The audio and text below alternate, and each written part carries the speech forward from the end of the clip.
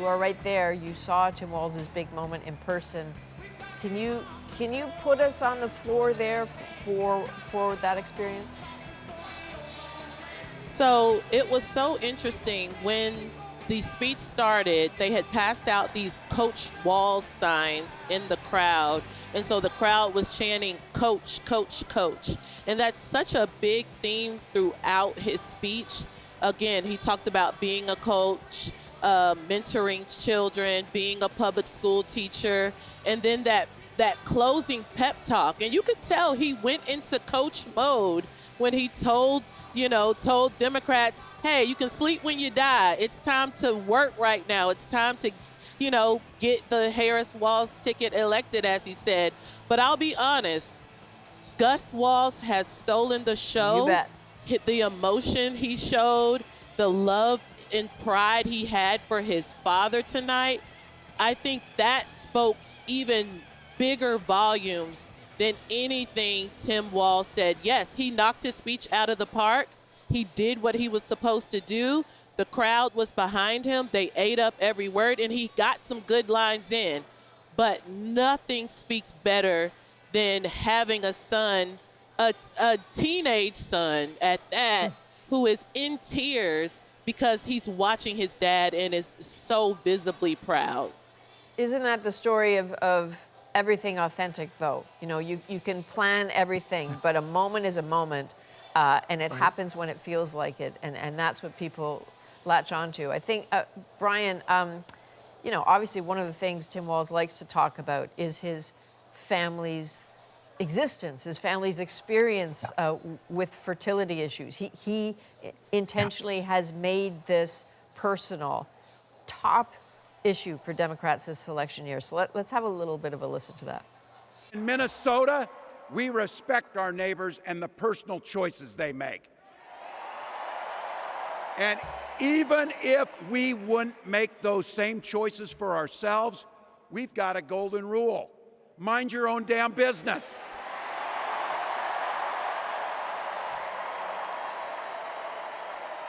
And that includes IVF and fertility treatments.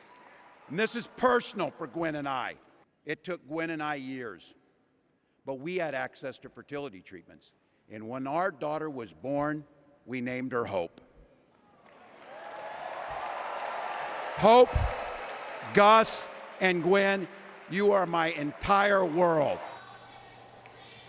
Brian, he went on to say later that governments need to stay the hell out of people's bedrooms. Canadians will probably recognize a statement like that. Certainly, it was one that was made by Pierre Elliott Trudeau, a version of that a long time ago. This issue is something the Harris-Walz campaign have been hammering the Trump campaign on. How effective is this message? I think it's very effective for the following reason. Most voters are thinking about their own families when they decide to vote, right? Most voters are thinking about how these candidates will impact their own families. And right now, this topic about IVF is very, very visible. My children are IVF babies, and when they were conceived, I did not view IVF as political, but it was. And right now, it's very politicized. Right now, on the hard right, there are efforts to pull back and reverse some of these fertility advancements. And so for millions of families, when they hear about IVF or other fertility treatments being at risk, they take it very seriously. This is an opportunity for Democrats to embrace that word freedom. It's a word the Republicans usually try to own, the word freedom.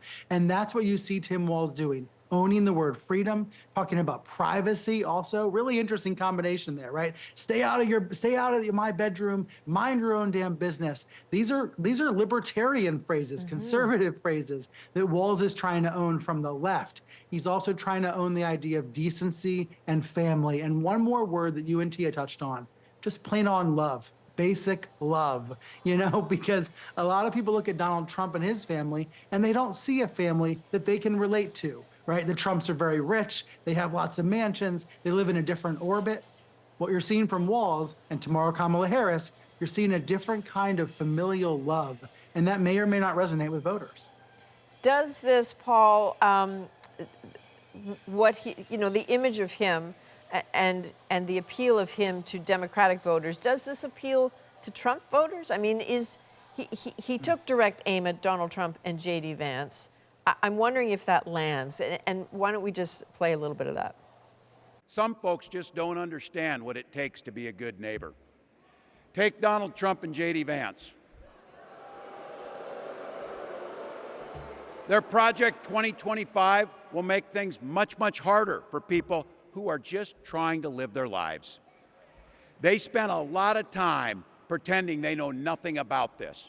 But look, I coached high school football long enough to know, and trust me on this, when somebody takes the time to draw up a playbook, they're going to use it. Paul, what do you think? Is what he said something that could sway independents, even maybe Republicans? Well, we'll find out, is the short answer. But let me throw another word out. Listen to the words that Brian and T have been using that come to mind after that speech, and that's authenticity. And the kind of language that he was using, and some of it was evident in that clip, damn, hell, the kinds of words that Joe Biden used, but I think certainly in recent years there seemed, I think it's fair to say, a performative aspect to Joe Biden when he was trying to talk regular talk. This speech tonight, complete with more football metaphors than I've ever heard in my life, I think, but it played well here. It played well here. The Coach Walz signs that they handed out and that were held up. Does it get more American than that? Does it get more like regular guy American than that? And so to the question, does that appeal to Republicans? We're not talking the hardcore MAGA people, but who knows? But those regular people who understand Friday Night Lights and all that comes with football, but also that regular speak. He didn't come across, I think it's fair to say, like a politician. He made a lot of political points, but he talked like a guy, like a dude, like a coach, like a teacher, like a National Guardsman. Like all these things that are positives for him seemed to come across tonight. And I'm telling you, Tia was saying he knocked it out of the park. It's rare is the speaker who can upstage Bill Clinton, right? Clinton's getting on in years, in fairness, but based on the vibe here, there's a word we've been using so much lately as well. It played super well here, and in theory, that should play well to those Republicans in that soft middle that we talk about, the people that I was saying earlier that Adam Kinzinger might say this kind of stuff gives permission for them to vote Democrat this time, potentially. I mean, I do remember, though, Paul, not that long ago when we were talking about the RNC and after J.D. Vance spoke and talked about the effect of the drug crisis on his family and that community and understanding what it was like to grow up struggling.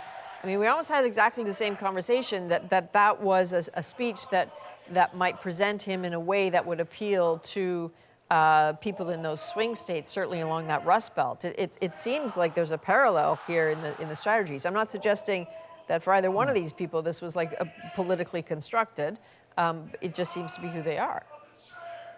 Fair point. And I would point out another aspect of what we got glimpses of tonight from Tim Walz, which is his deafness with politics. So he threw in the Yale reference, which debunks a little bit of the sort of Rust Beltiness of J.D. Vance. There's more to J.D. Vance than simply hillbilly elegy. And Walz has made that point before. He will certainly make it many times in the weeks to come. But he got that little dig in there tonight just to draw a little bit of separation from the story that J.D. Vance put forth in that book and film, and that he puts on the campaign trail. Again, signaling. Tim Walz knows what he's doing on a stage. He knows how to be a regular guy, but he also knows how to do politics. Yep. And they are acutely aware of the concerns about policy. We've been talking about this a little bit, Tia, right? That at some point you move from the vibes to the policies. And he was like, all right, clip and paste this. Kamala Harris is going to go after the pharmaceutical, big pharma. What's the effectiveness, do you think, of that likely to be to say, okay, you've met us, now here's what we're going to do?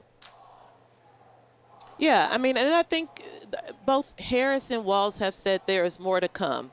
We know that they've been moving fast with a campaign that basically didn't exist roughly a month ago, and they had immediately turned to picking a running mate, did that, and then immediately turned to this convention, and they've got one more night. But they've said more is to come, and I think it's got to come. They have no choice because they now have debates they have to prepare for. And they're not going to be able to control the questions they are asked, but they know the ramifications if they don't have good answers to those questions. So I think there is talk of policy in every speech that Harris and Walz have given, including tonight with Governor Walz. I think it's just not super detailed right now, and that's where some of the criticism is coming from. We have very little time left, so Brian, I just want to throw this last one to you. Tomorrow night, Kamala Harris, Yeah. what does she need to do? She needs to portray herself not as Joe Biden's vice president, not as someone who's already been in charge for the past 3.5 years, but actually as the insurgent, as the outsider, who is part of an American sweep of history, a historical figure moving toward America's better angels. That's what I think she's going to do. Even as she acknowledges Biden, she's going to say, I'm not Biden. I am a new figure of a new generation. And most importantly, she's going to say, I'm not Donald Trump. Because let's be honest, that's what most Democrats care about most, just making sure Trump's not reelected. Brian Stelter, Tia Mitchell, Paul Hunter, it is such a privilege to watch this with you. Thank you very, very much. You too. I feel Thanks. like we'll be talking again tomorrow night.